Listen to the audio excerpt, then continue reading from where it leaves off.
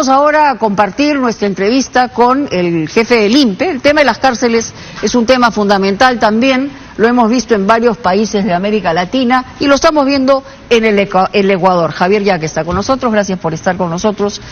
Y se ha hablado muchísimo de la situación carcelaria en nuestro país.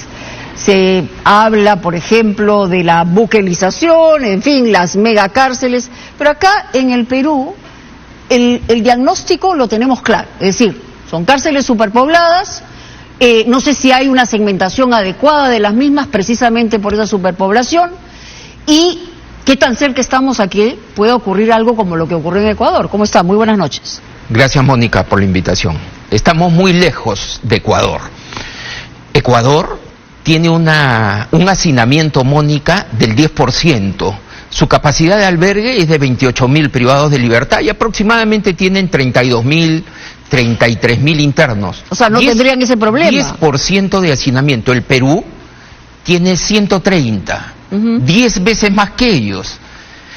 Pero, ¿qué pasa en el Perú? No hemos perdido el principio de autoridad, no de ahora, de hace muchos años. Lamentablemente Ecuador lo perdió y ahí tenemos las consecuencias.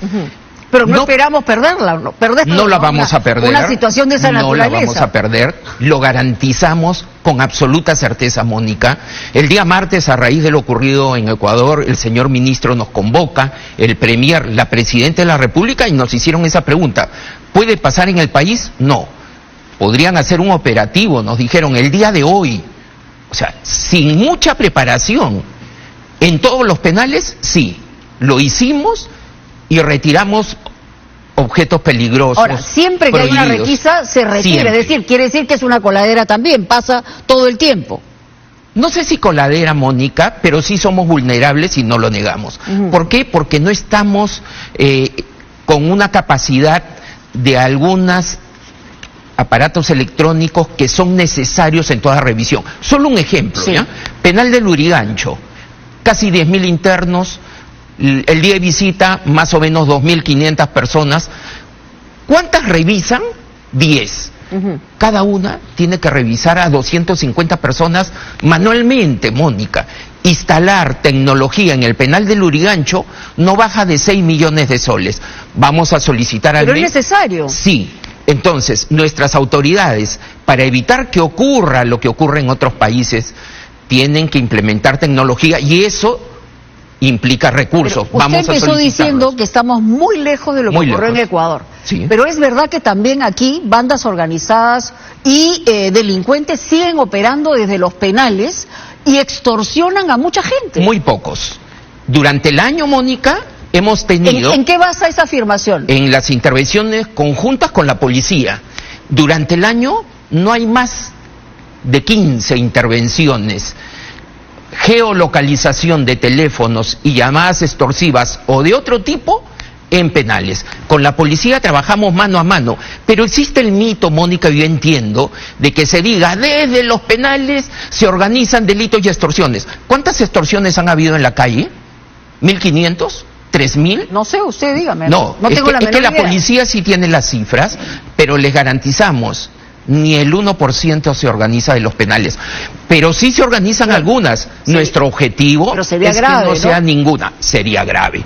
Pero por eso digo, Mónica, no es verdad que desde las cárceles se organicen muchas extorsiones o muchos delitos que ocurren afuera. Que sí ocurren algunos, no los negamos. Nuestro objetivo es evitar que ninguno ocurra, y en eso estamos. Hace muchísimo tiempo en el Perú no se construye una cárcel. Sí. Y en realidad lo que estamos viendo en América Latina no va a ir para mejor, va para peor. Y la posibilidad de construir megacárceles se pone cada vez en mayor discusión. ¿Eso es posible en el Perú? ¿Se ha debatido, se ha discutido, se ha proyectado? Tenemos un ambicioso plan de construcciones para este año. La Presidenta de la República en su discurso el 28 de julio ha comprometido ya los recursos para este año. Ya nos dieron una parte del Ministerio de Economía, por eso iniciamos la construcción del penal de Abancay. Hemos reiniciado la obra del penal de Arequipa, 900 unidades de albergue, terminamos el expediente técnico en 3 o 4 meses y lanzamos la convocatoria y un penal nuevo adicional. Nuestro objetivo, Mónica, es unos 4 penales vía gobierno a gobierno, tipo los panamericanos. ¿Objetivo en cuánto tiempo? Para que se construyan en 2 o 3 años, que se terminen pronto, y esos mitos que ocurren en algunos países de que las megacárceles no pueden administrarse de manera adecuada, en nuestro país tenemos Lurigancho con más de 9.000, no es el gran ejemplo. Tenemos Castro con más de 5.000 internos, en estos momentos 5.700. Tenemos Callao con 3.500 internos y así muchos penales. ¿Cuántos en preventiva, cuántos procesados sin sentencia? Aproximadamente 36.000. Los otros son ya condenados. Es una enorme cantidad de procesados también y nosotros creemos que un pequeño grupo de ellos no debería estar en cárcel. Es por eso que promovimos una norma que permite la colocación de grilletes que se va a generó mucha polémica, ¿no? Sí, es por desconocimiento. ¿Ahorita hay gente con grilletes? No, sí, 50 que tienen grilletes, pero es muy poco, Mónica. En 10 años se han instalado más o menos 110 grilletes, lo cual es un fracaso de la norma en 13 años.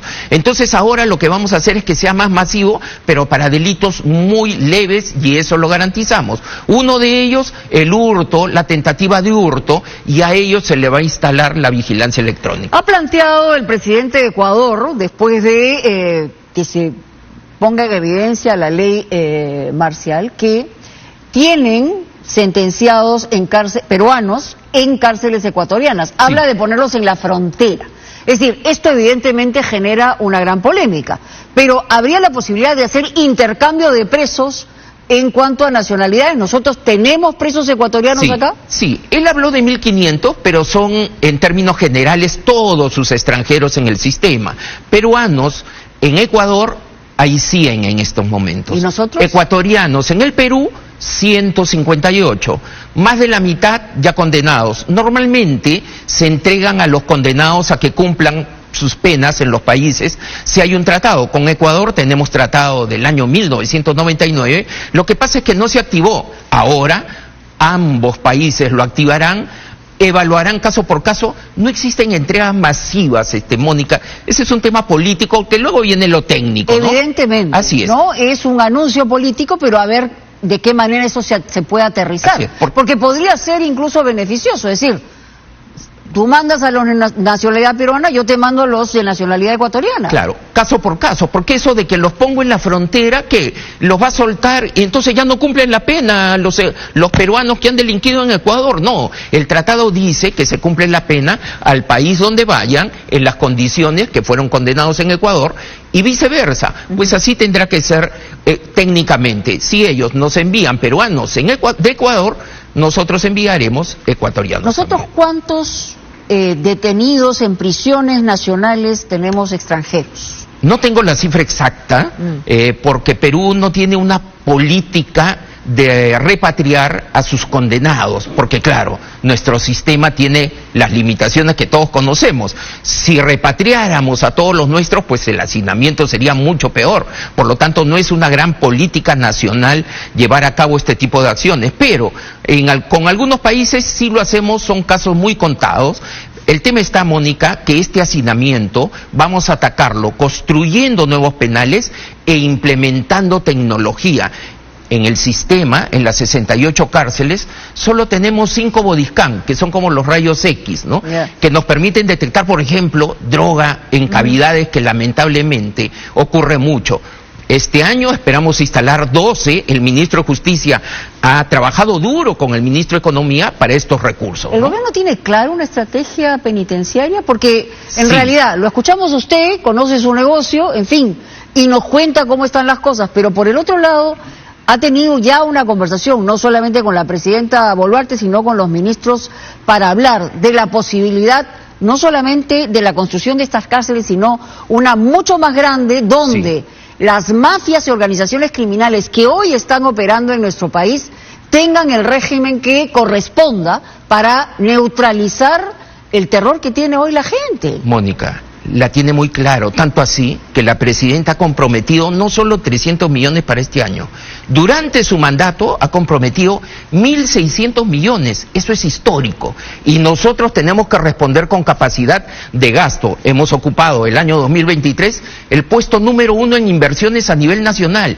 El INPE ha ejecutado el 99.7% de su presupuesto. ¿Qué vamos a hacer ahora? Tenemos a cada uno de los ecuatorianos que pertenecen a una organización, sabemos en qué penal están, en qué celda están, los tenemos bajo vigilancia. ¿Están vinculados a las bandas de choneros o tiguerones? Los tiguerones, sí. Tenemos a unos 4 en algunos penales. Sabemos cuántos están en el penal de Tumbes, en Piura, en Iquitos, en Lima, en Castro, en Lurigancho. Tenemos una mirada especial para ellos. Tenemos 3.000... O sea, usted le dice al pueblo peruano que no nos tenemos que preocupar. Si mañana ocurre un acto de indisciplina, que no se diga que estamos como Ecuador, porque eso no nos va a pasar. Yo no niego una vez más que nos pueda pasar algo en un penal porque las condiciones no son las mejores.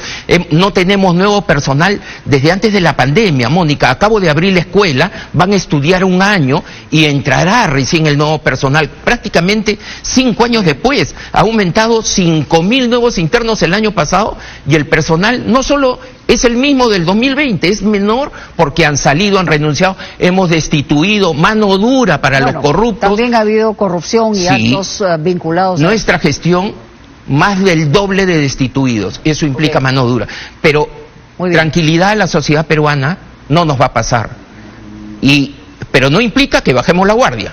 Siempre con el ojo avisor y tomaremos medidas adicionales. La inseguridad es una realidad. No la negamos. Muy bien, le agradecemos mucho, señor Yaque, por estar con nosotros.